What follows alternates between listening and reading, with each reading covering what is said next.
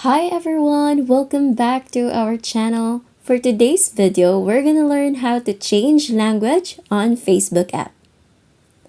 Don't worry, this will work on Android, PC, and Mac.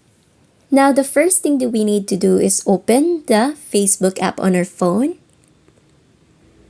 Now here, click the three horizontal lines located at the top right corner of the screen. From here, you need to scroll down until you see Settings and Privacy. Click on that. And all the way down to Language. Click on Language.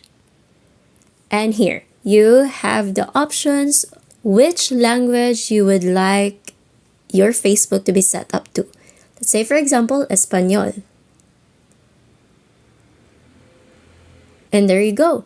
The language is changed to Espanol. And that's it. That's how you change language on Facebook app. And if you find this video helpful, don't forget to click like, subscribe, and click that notification bell for more videos like this. Thanks for watching!